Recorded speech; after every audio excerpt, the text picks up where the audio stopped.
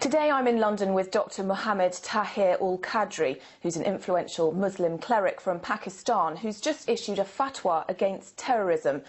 Dr. Qadri, thank you very much for talking to us today. Now, here in the UK, we mostly know the word fatwa from the one that was issued against Salman Rushdie, for example, following his book, The Satanic Verses. Could you explain what a fatwa actually is? Fatwa literally means decree and ruling. And this has a very significant place in the sources of Islamic laws and Islamic rulings. Why are you doing this now? Why, for example, didn't you issue this fatwa after the 9/11 incident, for example? This is a good question. I normally never issue fatwa. But now I felt this was a time because the terrorism as a wave became much stronger than earlier in Pakistan and that part of the world last year, when the terrorists started slaughtering the people. The terrorists started even killing the people, then taking their dead bodies out of their graves, and they hanged on the trees, and they started bombing everywhere. So the wave became strong, and they captured a particular areas, the Dir and Sawat, and they took over. And then Pakistan military started an open, very strong operation against them. This was last year. And at that time I found many scholars and many preachers, even many political leaders, religious political leaders, I found them silent on this act of brutality committed by the terrorists. Can we talk in a bit more detail about what you say in the fatwa? It's a long document, but nowhere in it, as far as we've seen, does it mention jihad, holy war. Why doesn't it? Why did you miss that out? I have concentrated only on the subject of terrorism, but I have mentioned in my book categorically that this act of terrorism is not jihad. So in fact terrorism can't be considered as a part of holy war? Absolutely not. Let me tell, the holy war is also a wrong translation. That is wrong translation, I would declare, and I think you would be the means to communicate this message first time to the world. And its meaning is struggle. That's it. The word war is not included in the origin and in the format and in the meaning and implication of word jihad. Jihad is a very wider concept. It means just to strive for, to struggle. Good endeavors, good struggles, good putting whatever energy and abilities you have. If you put all energies and efforts to achieve your good end, that is known as jihad. So there is no place for aggression in concept of jihad. No place of brutality, no place of killing mankind. So the holy war is not the concept, it is holy struggle. So terrorists, in your opinion, have hijacked the concept of jihad to justify their actions? They have hijacked, and they have misguided the people and youth. And their struggle has, or their efforts has no link and relationship with jihad. You use terms like terrorism and innocent people in your fatwa. These are terms that are hugely open to interpretation. What did you mean by them? I understand they again create an excuse on the basis of innocent, the word innocent. I would like to make it clear. In case of killing or non-killing, the word innocent has never been used in Quran. This exception of innocent has never been given in Quran and nor in the Sunnah of Holy Prophet, Prophet of Islam. The word in Quran is used, man qatala, auzu billahi minash shaitanir rajeem, man qatala nafsan bighayri nafsin. This is the word used in Quran, not innocent.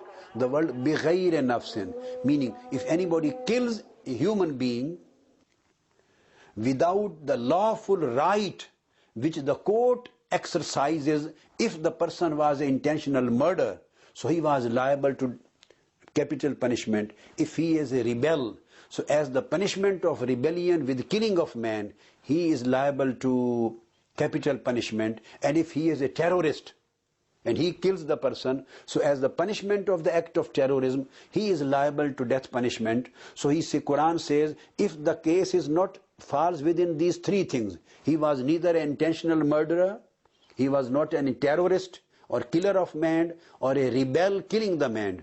So if anybody kills any person who does not fall within these three categories, so the whole world after this, that is the innocent people.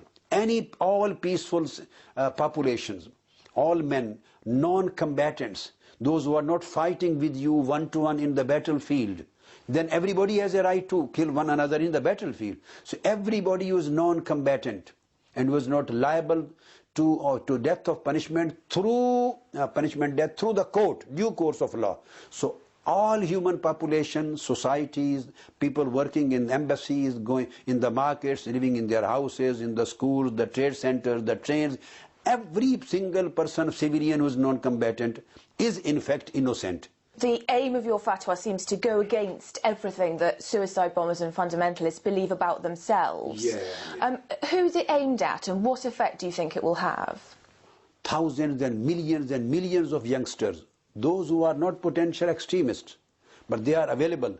But somebody and the people who are wrongdoer or who are always behind the youth, they can trap them and they can put wrong ideologies in their minds, and they can misguide them by using the wrong meanings of this terminology. First of all, this will affect them.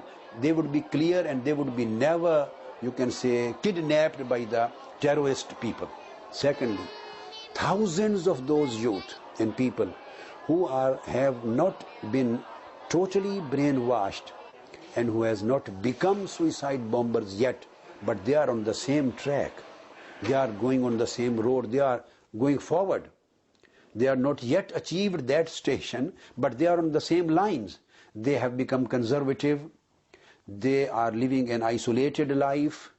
They believe in isolation. They are not getting integrated. And they have some hatreds developing in their minds, which have these things which have tendency to lead them towards radicalism and then terrorism.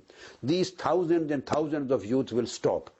And I hope, inshallah, I say, by grace of Almighty God, nobody in the whole Muslim world would be in a position to rebut it. They can disagree with me just in slogans. I can't say with surety about those who are already brainwashed, and they are little in number, but much larger in number. Thousands are waiting behind to enter that peace. At least this will stop them, and in future this will have the youth of the Muslim Ummah to be kidnapped towards that side. This will give a very, very big effect on Islam and humanity. And let's talk about what's increasingly becoming known as Islamophobia, particularly in Europe. Geert Wilders, who's a Dutch politician, he's made a film which says that the Quran is a fascist book. What would you say to him? I think if these are the same kind of activities which not Osama and Taliban, but their supporters and their well-wishers are doing about Islam against non-Muslims. If in Western world some people start doing the same kind of thing, it will not help in development of the peace process. It will again create hatred. So the question is, what would be the end? What they want to achieve out of that? Just hatred, just reactions, just further disputes, just further clashes and further division of humanity. There's quite a lot of opposition to Islam in Europe at the moment. The Swiss, for example, have banned the building of more minarets. France is talking about banning the burqa.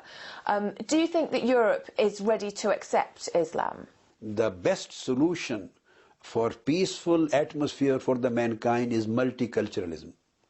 There should be full democracy, freedom of religions, freedom of cultures, except no freedom for terrorism.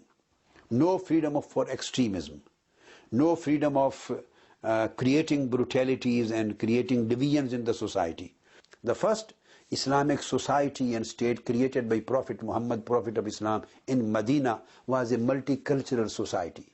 He started this society and state from an alliance with Jews and Christians and their allied tribes. And their local customs, their cultures, their traditions, their religions and their customary laws were given guaranteed protection. Everybody would live So Quran says, Lakum dinukum waliya deen. This is a very full-fledged surah on freedom of religion in 30th part of Quran. And I'm quoting just the last verse. The full surah is on freedom of religion. Quran says, Lakum dinukum waliya deen. Holy Prophet declared, you are free in your religion and we are free in our religion.